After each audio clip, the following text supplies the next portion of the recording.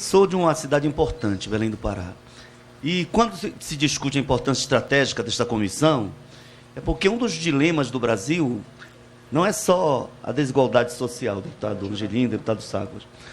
São as desigualdades interregionais e intrarregionais. Não é admissível que a gente bata no peito, às vezes, para dizer que o Pará é o segundo ou terceiro na pauta de exportação, terceiro maior rebanho de gado, maior mina de minério de ferro, a maior mina de cobre do mundo. Tornou o Brasil superavitário, superando a dependência histórica do cobre de outros países, particularmente do Chile. Então, isso é orgulho para nós? Falar do pré-sal e tudo mais? Que mesmo o petróleo, a Amazônia já desponta com possibilidades grandes de ser uma produtora. Agora, a pobreza é enorme. Um estado de 8, quase 9 milhões de habitantes tem 3 milhões de pessoas abaixo da linha da pobreza, no meu estado do Pará.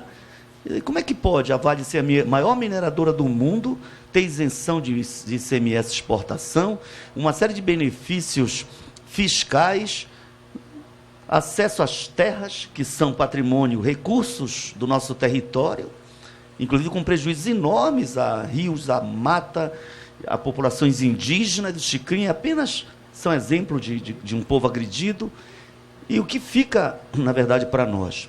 Falo isso porque quando se trata da aviação, a regra permanece. Quando se fala, por exemplo, da autoridade monetária nacional, a regra permanece. É possível admitir, por exemplo, que o Banco Central só tem uma sede em Belém e que já teve quase 200 funcionários, hoje tem só pouco mais de 40? Até bem pouco tempo tinha 61, com aposentadoria de 20 recentemente, e que o Banco Central, a sede esvaziada de Belém, ela atende a todos os estados amazônicos da federação. Então, nem o Acre, nem o estado do Amazonas, que tem grandes empresas montadoras, as grandes transnacionais do mundo estão lá, é o segundo parque produtor de motos e de veículos da Honda, por exemplo. Um é em Tóquio, o outro é Manaus. E, apesar disso, não há uma subsede, por exemplo, no escritório do Banco Central. Por que esse desdém? Aí eu chego ao tema. Por que esse desdém com a Amazônia e com seus estados, quando se trata da aviação? Se nós somos estados fronteiriços, como é que a ANAC atua nisso? O escritório da ANAC, que existia em Belém, foi fechado há 3 anos atrás.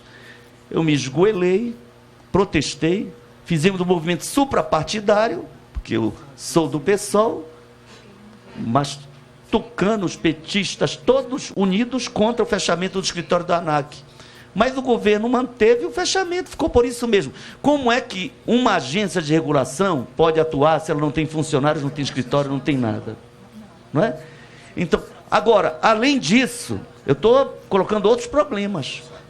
Com a crise agora, o problema se agravou do direito do cidadão de ir e vir. Porque, eu vou dar um exemplo para não falar no Pará nem no Acre, do Amazonas. Quem for em Manaus e quiser visitar o interior, pode conhecer de carro, de van, por via terrestre, apenas 13 municípios do Amazonas. O Amazonas equivale a mais ou menos 3, 4 Franças, pessoal. Então você passa 2 dias dentro de um barco, se quiser ir para a maioria dos municípios do Amazonas. 3 dias às vezes, como no Pará também. Tem municípios como Altamira, que você tem 1000 e poucos quilômetros distante da sede para um distrito.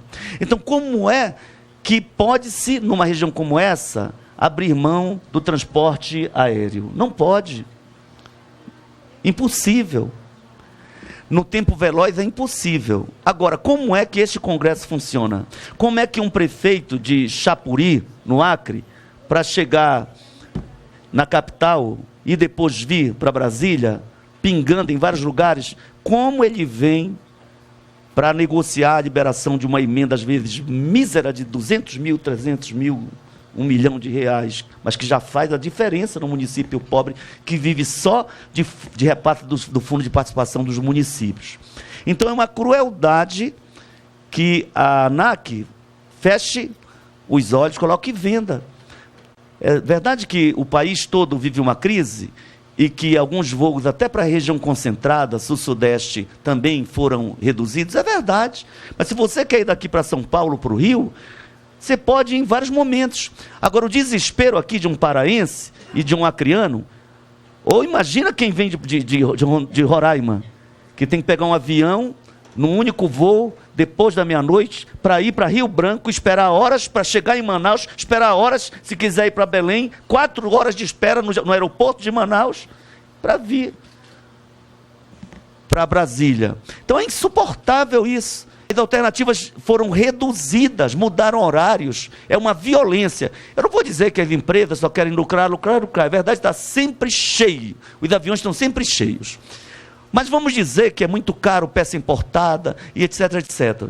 Tem planilha. Agora, o que não pode a ANAC deixar de agir, porque não dá para prejudicar os estados que já sofrem muito com a dificuldade de mobilidade interregional. É muito importante pensar o Brasil e não pensar apenas a partir da região concentrada.